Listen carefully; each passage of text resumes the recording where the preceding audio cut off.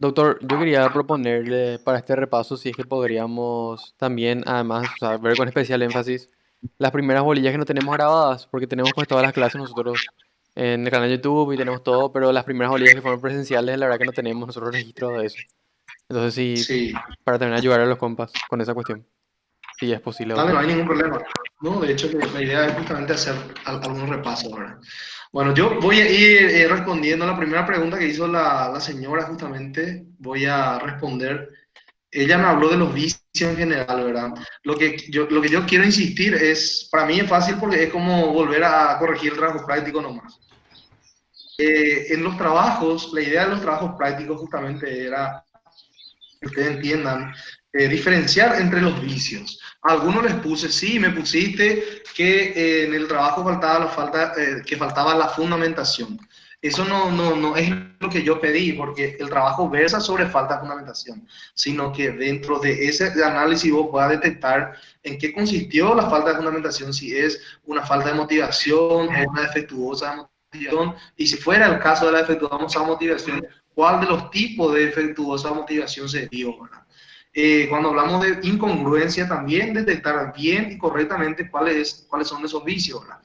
Bueno, en primer lugar, lo que me di cuenta es que muchos confundieron entre vicios de congruencia o de incongruencia la motivación. No, y fundamentalmente también con los vicios lógicos formales, ¿verdad? Eso me di cuenta en la tarea 3. Muchos confundieron.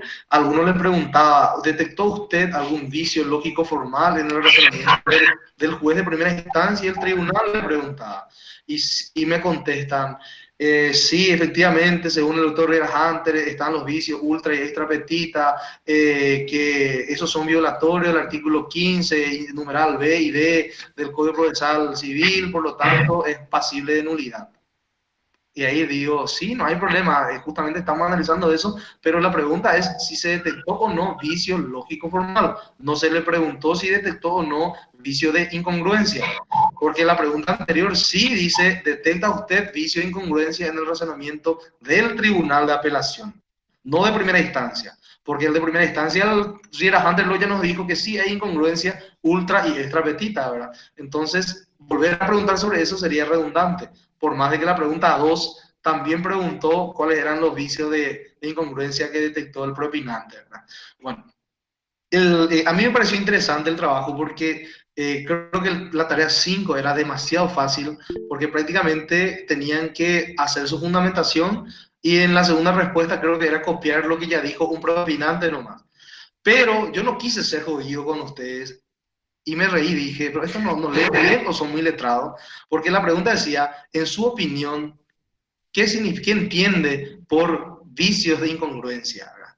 Y me copian de Google y me pegan ahí que incongruencia. Otros según proviene la palabra latina. No, yo le pedí qué significa con su palabra, qué entiende por incongruencia, si trapetita, ultra y extra. Igual les di puntaje por eso, no hay problema, ¿verdad? Pero para el futuro, si se llegase a dar otra vez el año que viene en taller 2 que van a tener conmigo, me gustaría que relean bien la pregunta y respondan lo que se les pide. No me copien más de internet. O pareciera ser que alguien hizo un cuestionario y de ahí copiaron todo y pegaron toda esa respuesta. Lo mismo me pasó con la otra pregunta que decía si es un deber o una facultad el, el, el principio de Ura no. Todos me pegaron la misma cosa. Bueno, hay muchos muy buenos razonamientos, buenas ideas, digamos, de muchos alumnos. No me puedo quejar, estoy muy satisfecho por el trabajo, pero muchos copiaron respuestas ajenas, ¿verdad? En cuanto a también el concepto de Iura no curia, muchos también copiaron. La idea era, justamente la pregunta decía, en su opinión, ¿qué entiende por Iura no curia, ¿verdad? Bueno, creo que todo eso ya entendieron y no hace falta que yo vuelva a hablar de eso, ¿verdad? Ahora bien, el primer punto que quiero que diferencien bien es con respecto a estos vicios. Cuando se le pregunta detectar vicios de la motivación, nos estamos refiriendo a la fundamentación de la sentencia. Que quiere el profesor que se detecte la falta de fundamentación o un vicio de motivación, le está diciendo, detécteme, señor, si hay una falta total de motivación, si hay una defectuosa motivación. En el caso de la defectuosa motivación, si estamos ante una motivación aparente, o si estamos ante una motivación insuficiente, o si estamos ante una defectuosa motivación stricto sensu. ¿Se entiende? Cuando se le pide hablar de detectar defectuosa motivación, o falta de motivación, o problema de motivación o vicio de la motivación. Cuando se le pide detectar vicios de incongruencia, la pregunta es clarita. Incongruencia, no se pierdan en motivación, no se pierdan en vicios lógicos formales, porque eso es otra cosa, ¿verdad? Y bien sabemos que los vicios de incongruencia son tres: vicio ultra, extra y citra petita. Creo que eso quedó más que claro porque la mayoría acertó en el trabajo práctico y la mayoría, el resto le dio en el palo, ¿verdad? Pero no había respuestas muy irregulares, uno, dos, tres por ahí, pero la mayoría entendió al menos la diferencia entre estos tres conceptos de ultra, citra y extra petita. Si se le pide hablar de vicios lógicos formales o violación de los principios lógicos formales, creo que ya fue una de las clases que dimos también por esta vía, por este medio, y habíamos explicado detenidamente. Fue presencial, pero en la clase de repaso volvimos a tocar esos cuatro vicios, ¿verdad? Entonces, yo vuelvo a insistirles que los vicios lógicos formales son cuatro. Los principios lógicos formales son cuatro: el principio de identidad, el principio de razón suficiente, el principio de tercero incluido, y ya le dije, identidad, razón suficiente, tercero incluido, y ¿cuál era el otro? Se me fue. Bueno, cada uno de estos vicios, ¿cómo? ¿Alguien dijo? Contradicción o no contradicción. Son cuatro: identidad, razón suficiente, contradicción o no contradicción, y tercero excluido, ¿verdad? Y lo que más se da en nuestras resoluciones, los vicios lógicos formales más frecuentes son lo de razonamiento correcto o falta de razonamiento, y de contradicción o no contradicción, ¿verdad? Entonces, ¿qué es lo que pasa aquí? Que cuando se les pide, por ejemplo, detecta usted algún vicio lógico formal en este texto, en este extracto de la sentencia, tal. Entonces lo que tiene que analizar es y ver si se trata o no de, primeramente analicen si tiene una fundamentación, porque si no tiene una fundamentación, vamos a estar ante un problema lógico formal de razón suficiente, ¿verdad? Porque ese es el punto de conexión entre el vicio de la motivación y el vicio lógico formal, que es la falta de motivación, que prácticamente equivale a la violación del principio lógico formal de razón suficiente. Es decir, el juez si expresó los motivos de su decisión. ¿Qué fue lo que le motivó a que él tome esta decisión? Que opte por esta prueba y no por esta prueba. Todo eso hace al principio lógico formal de razón suficiente, ¿verdad? Por otro lado, tienen que analizar si hay alguna contradicción en el razonamiento del juez. ¿Y qué pasa aquí? Hay una contradicción en el razonamiento del juez. También podemos unir eso con el principio de coherencia, ¿verdad? Que no es lo mismo de congruencia. Congruencia es otra cosa. Si nosotros empezamos a buscar un vicio lógico formal y, como les dije, primero tienen que tratar de ubicar si no estamos ante la presencia del vicio lógico formal de razón suficiente, y luego también pueden buscar si hay alguna contradicción o no dentro de la resolución analizada, ¿verdad? Si encuentran alguna contradicción, pero la contradicción tiene que ser sustancial, no es un pequeño error nomás de que arriba dice tal cosa y abajo resolvió otra cosa. Darse lugar simplemente a un error material subsanable por recurso de aclaratoria, ¿verdad? Este error tiene que ser sustancial. El juez tiene que equivocarse en su apreciación. El juez tiene que razonar mal para que se dé lugar al principio lógico formal de contradicción, para que haya este vicio lógico formal de contradicción o no contradicción. Bueno, no sé si esto ya quedó claro, porque esto hablamos más de una vez, es la tercera vez que estamos hablando de esto. Entonces, y diferenciar muy bien nomás esto, diferenciar principios lógicos formales, principios de congruencia o vicios de congruencia y vicios de la motivación. También ahora les agrego un nuevo concepto que quiero que diferencien contradicción del principio de congruencia. Porque en principio nosotros queremos usar como sinónimo eso, pero realmente tienen significados distintos. El principio de congruencia no es otra cosa que la correspondencia o correlación que debe existir entre lo que las partes piden y lo que el juez está resolviendo.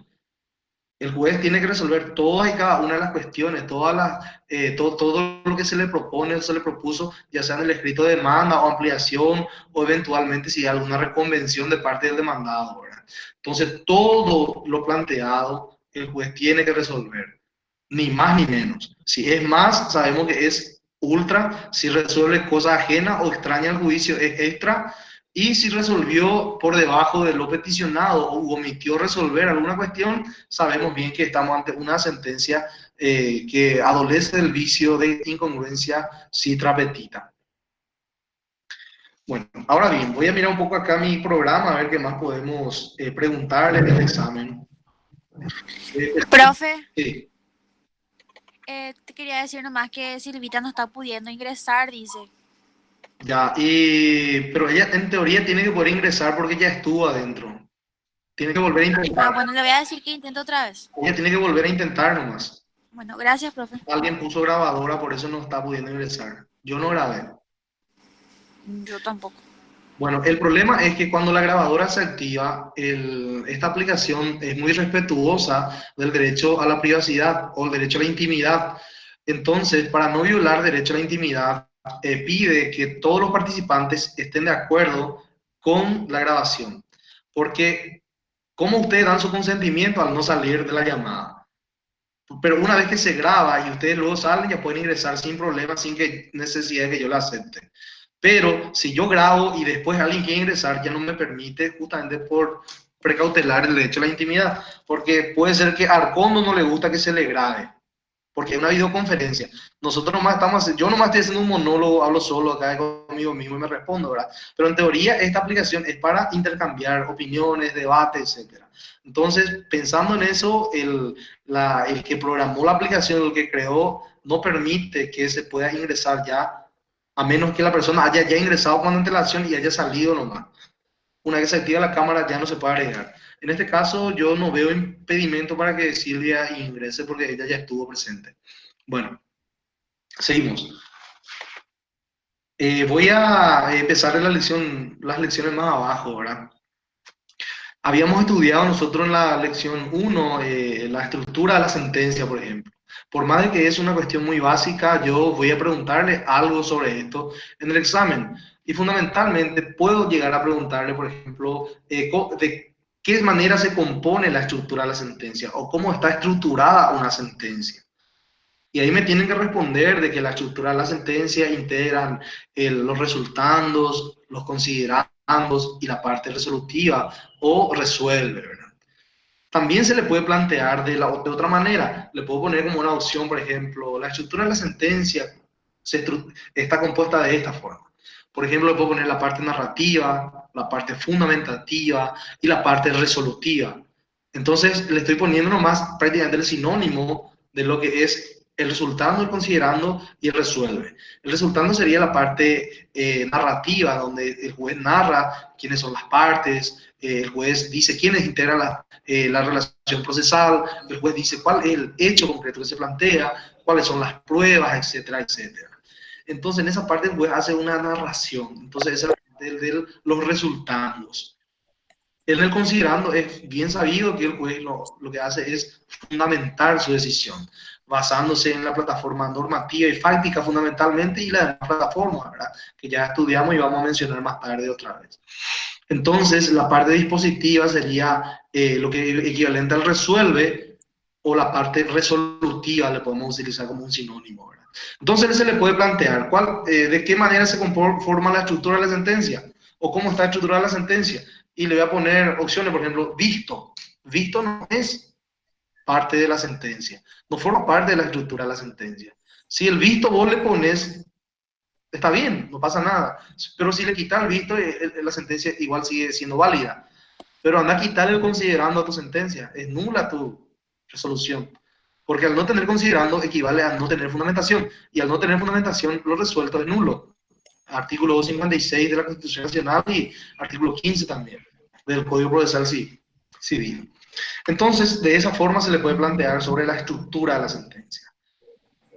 Por ejemplo, también le puedo decir, dentro de la estructura de la sentencia, ¿en qué parte se fundamenta? Y le pongo, resultando, considerando parte dispositiva, visto. Un distractor del visto. Entonces agarran ustedes, me marcan, se fundamenta la resolución en el considerando, esa es la opción válida. Por ejemplo, ¿verdad? No digo que va a ser así el examen, pero estas son las preguntas que yo le puedo hacer sobre esto. En cuanto a los planos de la sentencia, nosotros tenemos dentro del programa o dentro del material hay una parte que dice contenido que deben reunir estos planos, ¿verdad? Y usted tiene que leer y probablemente le puedo poner 2, 3 de los contenidos como opción válida y otros distractores, ¿verdad? Para que piensen un poquitito. Y ahí van a elegir la opción más correcta para responder justamente, ¿verdad? Volviendo a la lección 1, le puedo preguntar sobre la competencia. Le puedo preguntar la diferencia entre jurisdicción y competencia, por ejemplo. También cuáles son los diferentes tipos de competencias que existen. Y ahí le puedo enumerar la competencia material, la competencia en razón de la materia, la competencia en razón del grado, la competencia en razón de la cuantía, por conexidad, etc. Le puedo preguntar, por ejemplo, ¿se puede renunciar a la competencia? O puedo plantearle de esta forma. ¿A cuál de estos tipos de competencias las partes pueden expresamente renunciar o convenir? Solamente la competencia territorial se puede prorrogar. ¿Qué significa esto? Solamente, esto habíamos hablado en una de las clases y suficientemente también. Entonces, por ejemplo, si le digo, le puedo poner un caso. El demandante Alejandro Arcondo pactó con Silvia Dávalos prorrogar la competencia territorial, la competencia material, puedo poner, para la resolución del caso que en el contrato inicial se había pactado o celebrado en la ciudad de Asunción, pero ellos por una cuestión contractual modificaron la competencia material de que ese juicio en el caso de conflicto no se va a llevar a cabo ante el juez civil, sino ante el juez penal. Eso no está permitido. Por ser de orden público, yo no puedo pactar voluntariamente con la otra parte, llevar mi conflicto de naturaleza civil a otro fuero del derecho, podría ser penal, administrativo, o cualquier adolescencia o laboral. No, eso yo no puedo pactar dentro de la competencia. Es decir, ninguna de las competencias se puede pactar excepto la prórroga de la competencia territorial. Yo no tengo ningún problema con que le llame a Alejandro y diga, hagamos un contrato de compraventa en caso de conflicto que nazca o que surja de la celebración de este contrato. El tribunal competente será el de Ciudad del Este. Nosotros celebramos el contrato aquí en Asunción, porque el deudor vive en Asunción, Alejandro de Asunción. Y según el Código Civil, si no se pactó una competencia territorial o la jurisdicción competente, algunos dicen, se va a llevar a cabo la ejecución en el lugar donde se encuentra domiciliado el deudor, ¿verdad? Pero en este caso, él y yo pactamos un domicilio distinto. Nos pusimos de acuerdo que la competencia territorial tendrá competencia territorial el juzgado de otro lugar, de otra circunscripción. En cuanto al monto o en razón de la cuantía, yo no puedo pactar, decirle a Alejandro, mira, nuestro contrato es de 50 millones de guaraníes. De todos modos, en caso de conflicto, vamos a someter al juzgado de la catedral, juzgado de paz de la catedral. No se puede someter al juzgado de paz de la catedral. ¿Por qué? Por la cuantía, por el monto del juicio. Porque creo que hasta 25 millones ahora mismo tiene competencia al juzgado de paz. Sobrepasa ese monto por un guaraní y le compete ya al juzgado de primera instancia, y comercial. Ese contrato yo no puedo hacer. Y si hago es inválido. Pero les reitero, la única competencia que se puede prorrogar es la competencia territorial. No así la de conexidad, no así la de en razón de grado, en razón de la cuantía, etc. Entonces, básicamente esas son algunas de las cosas que se le puede preguntar sobre la competencia. En cuanto a la jurisdicción y competencia, le podemos contar también si se puede renunciar a la jurisdicción. Y la jurisdicción es irrenunciable. Y se puede perder la jurisdicción. Tampoco se puede perder la jurisdicción. Porque la jurisdicción viene de la palabra jurisdictio, que es que viene es como un estatus que un juez adquiere, porque el Estado, por los mecanismos que establece, le nombra para caso concreto. Cuando a mí me nombran juez, yo gozo de la jurisdicción o jurisdicción, es decir, la potestad de decidir en un caso concreto sobre el derecho de los que están en conflicto. Y esa jurisdicción tiene alcance nacional. Yo soy juez de la República del Paraguay. Dicto una sentencia y dicto en nombre de la República del Paraguay. Si yo dicto una sentencia, ¿pierdo o no mi jurisdicción? No, no pierdo mi jurisdicción porque dicté una sentencia. Lo que pasa es que cuando yo dicto la sentencia, una vez que dicto, lo que pierdo es relativamente mi competencia.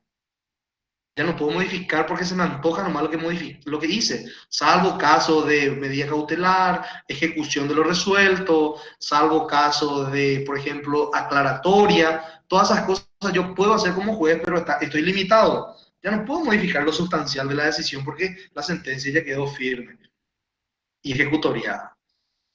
Entonces, esas son algunas de las preguntas. No sé si le voy a preguntar esto, pero puede ser que de esta forma se encare, ¿verdad? Después, ¿qué más podemos decir? ¿Alguna diferencia entre proceso y procedimiento? Le podemos preguntar de cuántas etapas está conformada el proceso civil. ¿Está conformado el proceso civil? Y ahí me citan la demanda. Bueno, yo le voy a poner la opción y ustedes eligen. La demanda, la contestación, la etapa probatoria, la de los alegatos y la de sentencia. Le puedo preguntar, ¿la etapa de los alegatos es una etapa obligatoria? ¿Sí o no? Si ustedes me responden que sí, entonces están equivocados. Si me ponen que no es obligatoria, no pasa nada. Si yo no quiero alegar, nadie me va a obligar a alegar. De igual manera, si yo no alego dentro del plazo que la ley me establece de 6 días, que me corre traslado al juez, luego por otro plazo igual a la otra parte, si ninguno de los dos alegamos, no hay problema. El juez es el que finalmente resuelve. El alegato, pues, es sencillamente un resumen o una conclusión a que arriba cada una de las partes, ¿verdad? Yo soy demandante, Arcondo demandado, y yo voy a hacer un resumen de lo que a mí me parece que es mi derecho y por qué estoy convencido de que me corresponde. Lo mismo hace Alejandro, por su parte, hace su fundamentación y ejerce en caso de demandado, ejerce su defensa y dice por qué él es inocente o por qué yo no tengo razón en mis alegaciones. Y finalmente el juez puede ni siquiera mirar los alegatos, porque realmente la obligación del juez es resolver conforme a lo actuado en el expediente durante el proceso. Es decir, va a mirar las pruebas, va a valorar las pruebas. Pero como dice el doctor Mefruto, es muy importante los alegatos en la práctica, porque un buen alegato es prácticamente el colchón de una sentencia. El juez mira el buen alegato y va a mirar entre lo mío y el de Arcondo, y si le convence el de Arcondo, probablemente esa va a ser la tendencia de su resolución. Por más de que no sea correcto eso, porque su deber es analizar cada una de las pruebas y resolver conforme a derecho. Bueno, entonces ya tienen cuáles son las etapas del proceso y son 5. Si les puedo preguntar si la etapa de los alegatos es obligatoria y me pueden decir de que es opcional, si es optativo, que si las partes quieren hacer su alegato, la hacen y si no hace, se dicta sentencia y ya está. Bueno, ¿qué más puedo preguntar sobre el silogismo? No sé, eso forma parte ya de la lección 3, igual es muy fácil, no creo que amerite Profe, preguntar mucho. Sí. ¿no, no podés, por favor, decir la diferencia entre jurisdicción y competencia? Sí, claro que sí, voy a decir. Bueno, entonces todos entendemos que la jurisdicción, como les dije, es un atributo que le viene al juez, viene del propio Estado, de la propia Constitución le viene ese atributo que es llamado jurisdictio o jurisdicción, que no significa otra cosa que la potestad que tiene el juez que es investido de jurisdicción para resolver un conflicto determinado, es decir, resolver sobre el derecho de las partes en conflicto. Él se constituye en un tercero imparcial que va a tomar una decisión.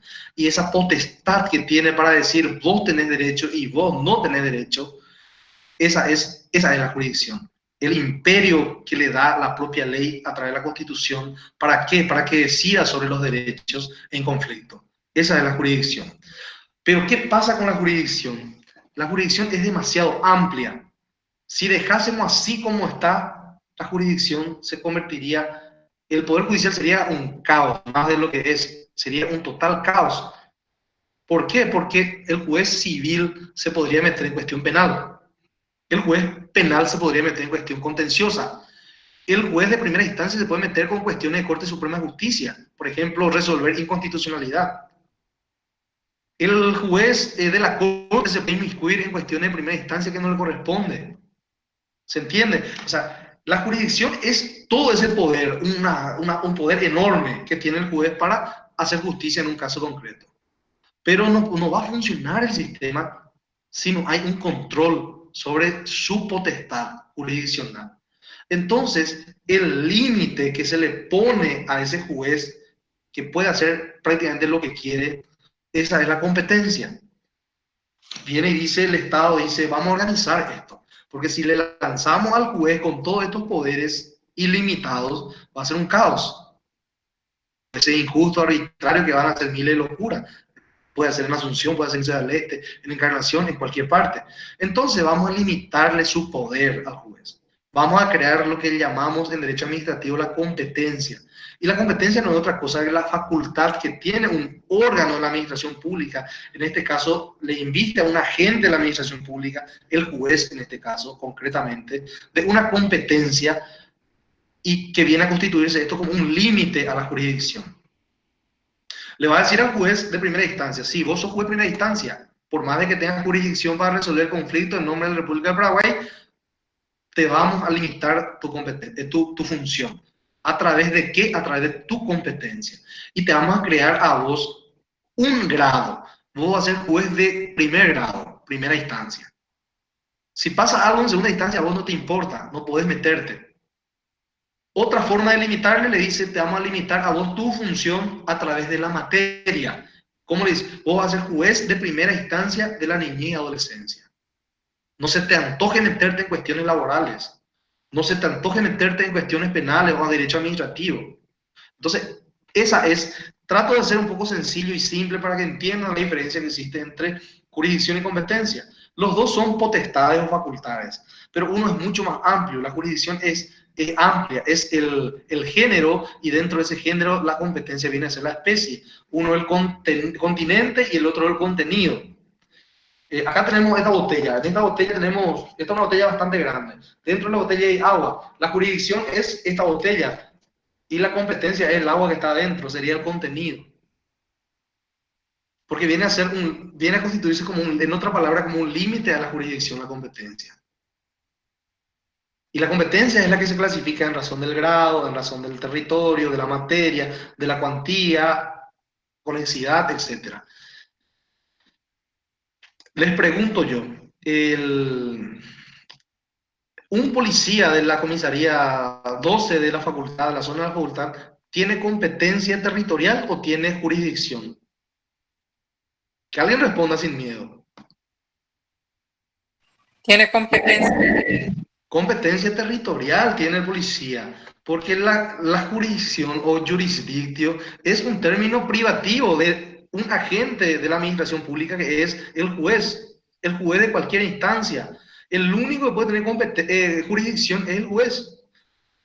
En lugares vamos a ver la jurisdicción del fiscal fulano, la jurisdicción de la policía, la jurisdicción de esto y de lo otro. Y no, son porciones territoriales que vienen a constituir competencia territorial. Es decir, un espacio o acto administrativo de menor categoría le dice a un agente de la administración pública, vos podés hacer todo lo que te autorizamos dentro de este pedazo de territorio. Entonces lo que le está dando es una competencia territorial. ¿Hasta dónde él puede actuar? Cuando decimos jurisdicción, estamos refiriéndonos sola y exclusivamente al juez. tener jurisdicción, por lo menos en el sentido técnico es el juez. Ninguna otra persona puede tener, por más que esté investido de función pública, no puede tener sino el juez. Bueno, ¿qué más pueden preguntar sobre esto?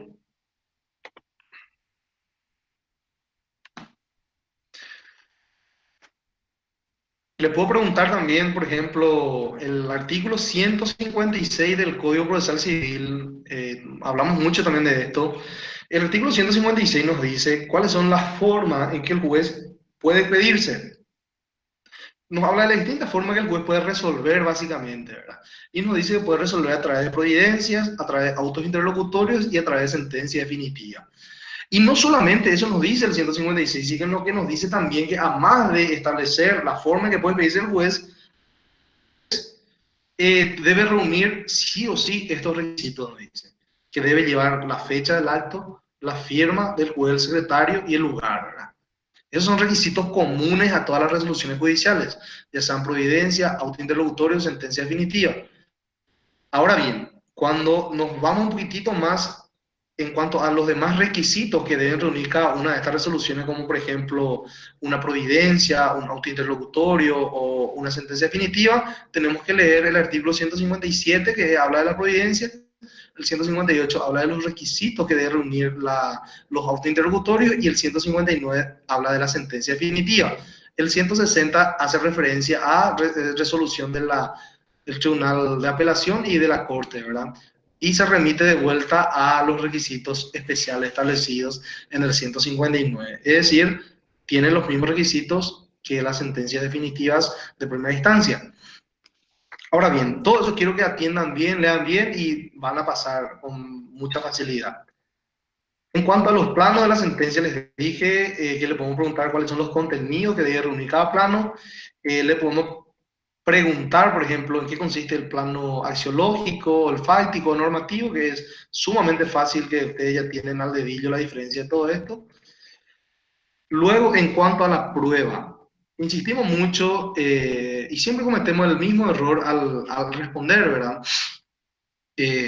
¿Cuál es el objeto de la prueba? ¿Alguien me puede responder cuál es el objeto de la prueba? Tomen como un examen esto. Respondan sin problemas, sin miedo. La idea es fallar acá para no fallar en el examen. No es la evidencia, profe. No, el objeto de la prueba es, algunos van a decir, la búsqueda de la verdad, y no está muy alejado de la respuesta, pero el objeto de la prueba son los hechos, Los hechos controvertidos. asimismo, son los hechos controvertidos, porque los hechos notorios no necesitan ser probados, dice el Código Procesal, ¿verdad? Por ejemplo, un hecho notorio que vino por ejemplo, ahora el COVID-19, que vino la pandemia y por eso no pude más vender asadito enfrente de la facultad y por eso no le pude pagar el préstamo que me hizo Arcondo. Yo tengo que probar que vino una pandemia en Paraguay, que hubo una pandemia, es mundial por cierto. No. No necesito probar porque es un hecho notorio. El que no supo es porque vivió en el monte y no sé, no quiso saber.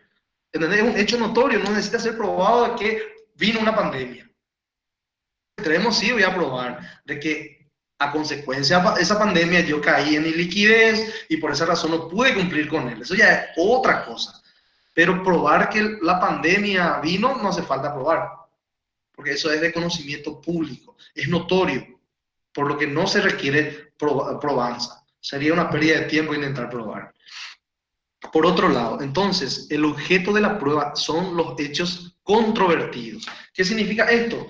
Aquel punto en donde Fermín está con Arcondo. Fermín dice, Arcondo me debe 10 millones de guaraníes, venció tal día y no me está pagando. Arcondo dice, no le debo yo a Fermín esa plata. Y voy a ver la manera de contradecir y tratar de probar que eso no es cierto. Entonces entramos en un debate, entramos en una contraposición. Hay un juicio controvertido. ¿Y qué es lo que se va a probar? Se va a probar quién de los dos tiene razón. ¿A mí o lo que está diciendo Alejandro Arcondo? Entonces, ¿Qué hecho es lo que se requiere probar? Hechos controvertidos, es decir, hechos que entran en conflicto. Porque donde no hay conflicto no hace falta probar. Si yo alego algo y el cuando dice sí, me allano a lo que dice el Fermín y ya está. ¿Por qué vamos a probar entonces? No hace falta probar si él confesó prácticamente. Entonces no es controvertido, por lo tanto no se prueba. También sobre la prueba, ¿cuáles son los diferentes medios de prueba? Le puedo preguntar eso, es muy fácil. También le puedo preguntar cuál es el sistema adoptado por nuestro país para la valoración de la prueba. Sobre esto insistí también y creo que ya le habrá quedado claro. Entonces el sistema de valoración que admite nuestro país es el sistema de la sana crítica. Es una sana crítica que debe estar acompañada respaldada, digamos, por la regla de la experiencia, por la ciencia, las ciencias en filosofía, en medicina, en filosofía, en psicología, sociología, medicina, etcétera, etcétera. Todas las ciencias auxiliares que puedan ayudar al juez. A través de la pericia, por ejemplo, una pericia médica puede ayudar a que el juez va a resolver con más justicia, digamos, un caso concreto. Entonces, el sistema de valoración de prueba es el sistema de la sana crítica. Porque yo le puedo poner también que hay otros sistemas, como el sistema de la tarifa legal o tasada y el sistema de las íntimas o libres convicciones. Y si ustedes no leyeron bien o no atendieron esta clase, me van a cualquier cosa, ¿verdad? Entonces ahí se van a joder. Estoy haciendo un repaso rápido nomás. Si le pregunto sobre la fundamentación, ya le dije hace rato una pregunta. Dentro de la estructura de la sentencia, ¿dónde se efectúa la fundamentación? Evidentemente es en los considerando, entonces ya está respondido. Si le pregunto, por ejemplo, cuáles son las funciones de la fundamentación, y las funciones de la fundamentación son la función endoprocesal y extraprocesal. Si le pregunto concretamente, por ejemplo, dentro de la función endoprocesal de la fundamentación, tenemos dos puntos y lo siguiente, que sirve para facilitar la impugnación de la resolución o el ejercicio del derecho de impugnación, o le puedo decir, sirve para facilitar la tarea del tribunal de alzada o tribunal de apelación a la hora de analizar un recurso determinado, o sirve sencillamente a la hora de ejecutar lo que el mismo juez resolvió, es decir, en la etapa de ejecución de la sentencia. Esas son básicamente las funciones de la fundamentación en el sentido endoprocesal, es decir, para dentro del proceso. Luego tenemos la función extraprocesal que va para afuera. ¿Y para qué sirve la función extraprocesal? Bueno, básicamente es más bien para la opinión crítica y constructiva de la sociedad con respecto al funcionamiento o comportamiento del órgano jurisdiccional. ¿Qué significa esto? Si el Poder Judicial es confiable o no, si ese juez determinado está cumpliendo o no con su función constitucional. Entonces, ya se sabe luego que el juez fulano es un corrupto. Se sabe luego que si vos te vas con una platita vas a perder tu juicio. Se sabe que si el juez no sabe nada de derecho. Entonces, esas son las cosas que reflejan, digamos, el Poder Judicial para afuera, y para eso una buena fundamentación es importante, para reflejar lo positivo del funcionamiento del órgano jurisdiccional.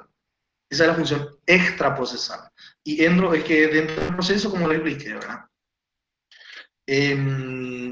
Sobre fundamentación, no sé qué más puedo preguntar. Le puedo preguntar también, por ejemplo, sobre la motivación de la sentencia. Puedo poner algunos caracteres de la falta de motivación, o puedo poner algunos caracteres de la defectuosa motivación, y ustedes tienen que decirme si es stricto sensu, si es aparente, si es insuficiente. O sea que lo que quiero es que lean muy bien. Creo que con el trabajo práctico ya habrán diferenciado muy bien todos estos conceptos, al menos aquellos que hicieron, y lo que no hicieron, que ahora empiecen a leer para diferenciar, porque se le va a plantear de esta forma el examen, ¿verdad? Yo no le voy a poner, como están acostumbrados, a la pregunta, al concepto y abajo decir, esta es la respuesta. No, ese es muy fácil. Bueno, por otro lado, en la lección 6 tenemos los diferentes tipos de argumentos. Ahí enumeramos unos cuantos que habíamos estudiado detenidamente también en una de las clases, y le puedo poner, por ejemplo, un ejemplo de un artículo, una ley, y ustedes me van a decir de qué tipo de argumento tenemos ahí o qué tipo de argumento se desprende ahí. Recuerden que en el argumento a fortiori, por ejemplo, nosotros tenemos o deducimos una norma implícita de una norma expresa en sentido contrario, ¿verdad? ¿Qué significa esto? Que, por ejemplo, yo tengo una norma que me dice en forma afirmativa una cosa y entonces vamos a deducir lo que es lo contrario, consenso, y vamos a tener una norma implícita que lleva a esa norma expresa, ¿verdad? Generalmente el argumento a contrario de mayor a menor tiene que ver con autorizaciones, y lo que es de menor a mayor tiene que ver con restricciones o prohibiciones, o podríamos decir limitaciones también u obligaciones, ¿verdad? Por ejemplo, puede traducirse lo siguiente: si si está permitido hablar en clase, o si está permitido gritar en clase, con mayor razón está permitido hablar en clase. ¿Se entiende? O sea, habla de autorizaciones, nos habla, ¿verdad? O podemos hacer en sentido con otro ejemplo, por ejemplo, en derecho de propiedad. Si está permitido vender, con mayor razón yo puedo alquilar mi propiedad. Con mayor razón yo puedo dar en uso mi propiedad. Con mayor razón puedo establecer hipoteca sobre mi propiedad. ¿Qué significa esto? Que si hay autorización para hacer algo, es lógico de que pueda establecer restricciones menores. Si a mí se me autoriza a vender, que es el mayor derecho que uno puede tener sobre su bien, disponer sobre ese bien, por más razón puedo ejercer otros derechos limitativos más de jerarquía menor, como por ejemplo alquilar, como por ejemplo dar en uso o en usufructo o en habitación. En cambio, cuando hablamos del argumento a fortiori de menor a mayor, es distinto, se refiere a prohibición. Si está prohibido lo menos, está prohibido lo más. O si es obligatorio lo menos, con mayor razón lo más. Vamos a hablar, por ejemplo, está prohibido lesionar. Les digo que entre compañeros, por favor, no se lesionen. Nadie le empuja a nadie para golpearle o le pega con un palo. Está prohibido eso. Entonces se deduce sencillamente de que si está prohibido lesionar, que es un mal menor, Profe, con mayor razón está prohibido matar. Sí. recuerdo un ejemplo sobre ese punto que estabas hablando en el primer semestre del probatorio. Estaba prendida. Salud, decía que si está prohibido pisar el césped, con más razón está prohibido arrancarlo. No, claro, ese es un ejemplo que siempre se pone en filosofía del derecho, ¿verdad? Si está prohibido pisar el césped, con más razón, en muchos textos vamos a encontrar que dice que está prohibido hacer pasear el perro ahí, ¿verdad? Porque el perro va a provocar mayor daño. Eso está súper correcto. Muchos ejemplos pueden caber en esto. Yo les pongo un ejemplo genérico para que ustedes entiendan nada más de qué manera opera, digamos, esto. Bueno, no sé si quedó claro este tipo de argumento para avanzar un poquitito más. En lo más complicado nomás me voy a detener, no me voy a detener en todo. El argumento, por ejemplo, a contrario. El argumento contrario es parecido a fortiori, ¿verdad? ¿Cómo opera el argumento a contrario? Que se deduce de una norma expresa, se deduce una norma implícita en sentido contrario o negativo, ¿verdad? Y justamente habíamos mencionado el artículo como ejemplo, un artículo del Código Electoral que nos dice que todas las personas hábiles para votar están obligadas a inscribirse en el registro cívico permanente, ¿verdad? Si bien es cierto, esto ya sufrió modificación, hoy en día todas las personas hábiles ya están automáticamente inscritas en el registro. Con esa redacción anterior del código, ¿qué es lo que nos decía ese texto? Que de ese texto se desprende una norma en sentido contrario, ¿verdad? Y nos dice que si la persona no es hábil, entonces no está obligada a inscribirse en el registro. ¿Se entiende? Dice en forma afirmativa de que si vos tenés mayoría de edad o tenés capacidad absoluta de hecho, que significa tener 18 años de edad, entonces estás obligado a que te vayas a inscribirte al registro. En sentido contrario, que tenemos que si no tenés esa habilidad o no tenés todavía los 18 años, no estás obligado a inscribirte. Entonces, ese es el argumento a contrario. Positiva, afirmativa, que nos dice una conducta determinada. Y en sentido contrario de esa norma o de esa previsión, deducimos otra norma en sentido negativo que nos dice que si no se cumplen los requisitos o no cae dentro del rango establecido en esta norma, evidentemente no está obligado. Los impuestos, por ejemplo. En los impuestos, ¿quiénes están obligados a pagar el IVA? Todos estamos obligados. Los comercios y demás se constituyen como agentes de retención del impuesto. Pero ¿quién es el que paga finalmente el impuesto? El consumidor. Si vos no consumís nada, no pagás impuesto. Esa es la deducción lógica que hacemos en sentido contrario. O, por ejemplo, te dice el IRP, impuesto a la renta personal, y te dice cuál es el hecho imponible o el hecho generador, y te dice todas aquellas personas cuyos ingresos superen 6 jornales mínimos diarios, o 15 millones de guaraníes en el año, te dice. Quiere decir que si vos no ganás 15 millones de guaraníes, esa ley no te aplica a vos. Entonces tenés una norma que te dice una conducta, te dice una forma determinada, que encuadrarse tu conducta dentro del hecho generador del impuesto, entonces está obligado a hacer. Si no alcanzás ese monto, es decir, no caes dentro del rango incidido de la obligación tributaria, no estás obligado a pagar. Se entiende que en este ejemplo tenemos una norma positiva que de darse los presupuestos, entonces está obligado a pagar el impuesto. Si no se dan esos presupuestos, vos estás fuera, estás libre. Entonces tenés dos normas ahí, una que te dice de forma positiva que de darse estos presupuestos estás obligado. Y si no están dados esos presupuestos, en sentido contrario, no estás obligado. Bueno, otro tipo de argumento que suele causar confusión es el de analogía. ¿Quién se le conoce? Argumento asímile o por analogía. Este argumento por analogía, cuando yo le pregunto qué es la analogía, y me van a poner primerito, es la semejanza, ¿verdad? Pero semejanza entre qué y qué. Bueno, la semejanza que a nosotros nos interesa es la forma en que se resolvió un caso cuyos elementos son parecidos a otro caso no previsto. Replanteo. Tenemos dos casos. Acá tenemos el caso 1, que está previsto, por ejemplo, en el artículo 1600 del Código Civil. Un ejemplo. Contrato de compra-venta. Luego tenemos un acto jurídico que se le plantea al juez, y el juez dice, pero revolví todo el código, hay leyes especiales, no encuentro previsto este caso. Pero ¿qué pasa? El artículo 6 dice que el juez tiene que resolver todas y cada una de las cuestiones que se le plantea. Que el juez no puede dejar de resolver ante silencio, oscuridad o ausencia de norma, dice, ¿verdad? O lo que significa laguna legal. Entonces el juez tiene que resolver todo, sí. Pero ¿cómo va a resolver si no encuentra respuesta dentro de los códigos?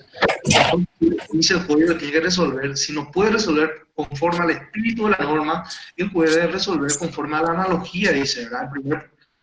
Como primer paso. Y si no resuelve la analogía, debe recurrir a los principios legales del derecho. Ahora bien, vamos a hablar de la analogía nomás en esta parte. Entonces, yo no tengo respuesta para este segundo caso, porque no está previsto el segundo caso.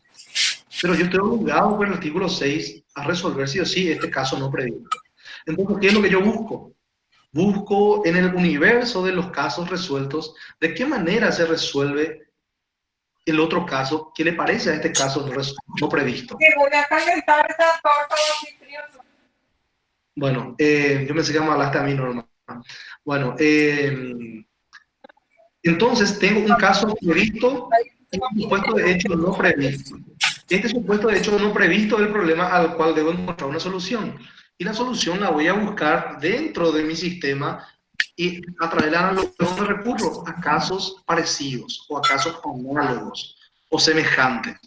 ¿Y cómo hago esto? Miro y digo, este contrato, este acto jurídico que tengo aquí es obligatorio, es bilateral, es consensual, consultativo y es oneroso. Bueno, pero prácticamente tiene todos los elementos del contrato de compra-venta. Vamos a aplicarle por analogía las reglas que aplicamos para el contrato de compra-venta. Entonces el juez ya da una solución al caso no previsto, aplicándole reglas de casos previstos por semejanza o por analogía. Estoy seguro que alguien no entendió y es la oportunidad para preguntar y vuelvo a buscar otro ejemplo o doy otro caso.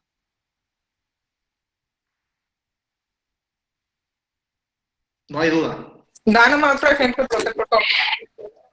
Bueno, el ejemplo puedo variar, pero la explicación no puedo porque es lo mismo, ¿verdad? Sí, Lo que, bueno, Norma, ¿verdad? sí. Bueno, ¿qué pasa si Norma celebra con Fermín un contrato? Yo estoy sentado aquí en mi oficina y viene Norma y me dice, ¿sabes qué? Quiero comprar tu camioneta, te voy a entregar mi celular, te voy a entregar un poco de dinero y también te voy a pagar, no sé, te voy a hacer trabajo por eso. Ahí, ¿qué tenemos? Tenemos millones de cosas. Tenemos un contrato, prácticamente un contrato de compra-venta, tenemos un contrato de prestación de servicio, tenemos un contrato de permuta, tres cosas prácticamente tenemos. Pero bueno, puede calificar todo como todo.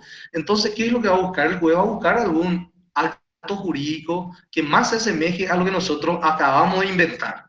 Un acto jurídico nuevo, ¿verdad? Que probablemente el legislador no previó, porque pueden haber innumerables casuísticas y el legislador prevé casos de forma genérica y no casos puntuales, ¿verdad? Va a prever algunas cuestiones, pero no todas. Entonces, por imperio del artículo 6 del Código Civil, el juez tiene que resolver todas las cuestiones, está obligado a resolver, no puede alegar insuficiencia de norma, ausencia o laguna legal, tiene que resolver. Si no encuentra respuesta, dice dentro del ordenamiento jurídico, o no, mejor dicho, dentro del espíritu de la norma, el juez tiene que recurrir a la analogía. Y ahí viene a cumplir el rol de la analogía. ¿Para qué? Para darle una respuesta a este caso no previsto. ¿Cómo va a darle respuesta a este caso no previsto? Va a buscar los elementos que coinciden con estos otros casos sí previstos. Puede agarrar y analizar 5 casos que sí están previstos, por ejemplo, en el Código Civil, y dice, todos los elementos de este caso 1 que no está previsto, mayor coincidencia con el caso 4.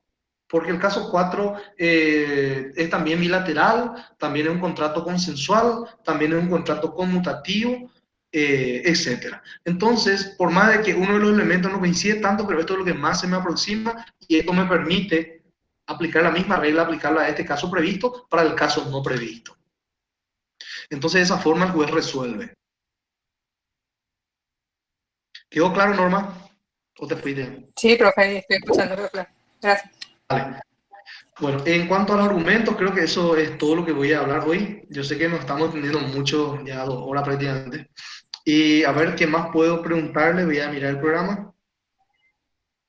Los tipos de controles sobre la sentencia. Le puedo preguntar quién efectúa el control de la resolución judicial. El control de la resolución judicial la efectúa un órgano jurisdiccional de instancia superior o de alzada, ¿verdad? Que vuelve a hacer un reexamen para buscar la decisión más justa al caso. Vamos a ver qué más le puedo preguntar sobre esta lección. Funciones de la motivación, ya les dije, de la fundamentación, los diferentes tipos de motivación, ya saben, al dedillo, los diferentes tipos de incongruencia, ya saben también, en qué consiste la fundamentación de la sentencia, también ya saben todo. Y ya hablé de los diferentes tipos de argumentos, ¿verdad? Básicamente, creo que abarcamos todos ya los puntos, no sé qué más le voy a poder preguntar después. Creo que ya está todo aquí. Profesor, por favor, los tipos de control de la sentencia, ¿cuáles serían? Eso está en la lección 4, ¿verdad? Son 3, el control de logicidad, veracidad o de realidad y el control de normatividad. De logicidad lo que analiza es si hay un correcto razonamiento por parte del juez a la hora de resolver. El juez realiza cierto silogismo o varios silogismos en su cabeza para luego plasmar la decisión ya tomada previamente de su cabeza en un papel de la sentencia, ¿verdad? Y ese correcto razonamiento a la hora de resolver lo que se analiza en el plano, que es el plano lógico, ¿verdad? Y eso es lo que se hace a través del control de logicidad. El tribunal de alzada, ¿qué es lo que hace? Verifica si el juez no violó, por ejemplo, el principio de coherencia. El principio de logicidad, si el juez razonó bien. En cuanto al control de veracidad o de realidad, tiene que ver con la plataforma fáctica, es decir, el juez analiza si el tribunal superior analiza si el juez de instancia inferior valoró bien las pruebas, si no prescindió de pruebas decisivas, si interpretó bien los hechos o interpretó a su manera nomás. Todo eso le corresponde a ese control de veracidad o realidad. Y finalmente el control de normatividad hace un estudio desde la Constitución para abajo, ¿verdad? Si no hay alguna violación de norma, si no se aplicó alguna norma que se encuentra fuera de vigencia, si la interpretación que se hizo de la norma es la correcta o hay alguna interpretación más correcta. Todo eso es lo que corresponde al control de normatividad. ¿Alguna otra pregunta? Gracias, profesor. Sí, no hay problema. Aprovechen que porque creo que esta es la última vez que vamos a hablar antes del examen. ¿Qué tal, doctor? No escuché al fondo, ¿verdad? Profe, ¿qué tal? Sí, sí, sí. Decime, con respecto a los materiales, en la plataforma Classroom encontré sería como un folleto. ¿Se podría utilizar como base? Sí, el mismo folleto que vos repartiste, creo. No. Sí, es el mismo. Ah, dale, profe. Sí, es el mismo. Yo había preparado eso cuando era alumno. Puede tener algunos errores, le adelanto, porque cuando eso estaba en cuarto año. Así que puede tener errores y nunca modifiqué. Eso recorrió año tras año, está en la fotocopiadora y puede tener errores. Yo realmente no me detuve a verificar, pero si tienen, ustedes pueden corregir conforme lo estudiado o me dicen a mí. Yo alguna vez me hago de tiempo y vuelvo a corregir eso. No es nomás mi intención crear un folleto propio, por eso nomás no me detengo a editar.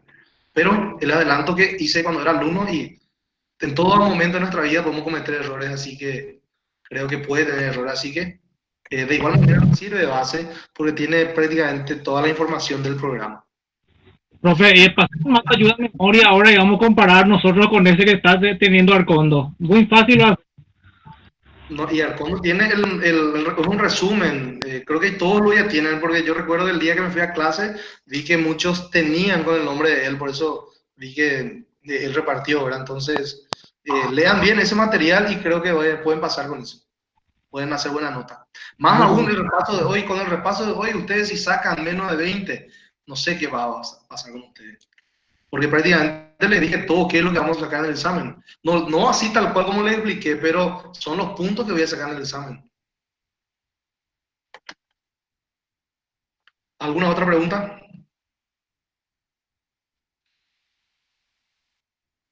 Todos se callaron. ¿Está por ahí Benja Vera? Benja. Se quedó dormido Benja, parece. Vidal Martínez no participó y suele ser muy participativo. Vidal, ¿estás ahí?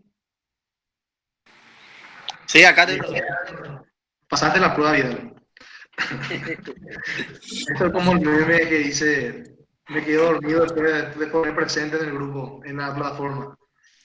Bueno, espero haya sido de utilidad nuestra clase de hoy, tanto en cuanto a la práctica para el examen como el pequeño repaso que hicimos.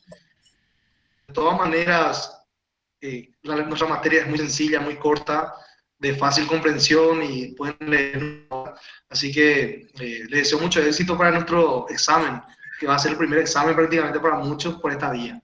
Así que nos veremos seguramente el día 22. Sí, ¿alguien quiere hablar? Alexandra quiere hablar, parece. Profesor, Sí. ¿Cómo puedo saber cuántos puntos hice en la prueba? Voy a mirar, voy a explorar un poco. Al salir a la reunión voy a explorar y me comunico. Sí, ¿qué te parece? Gracias, Sin profesor. problema. No hay A mí problema, también, estamos... profe, porfa. Bueno, Norma. no hay problema. Dale, no hay Profe, problema. una consulta. Sí, ¿Confirmado ya a las 4 el viernes? así mismo, ha pedido el público. Gracias.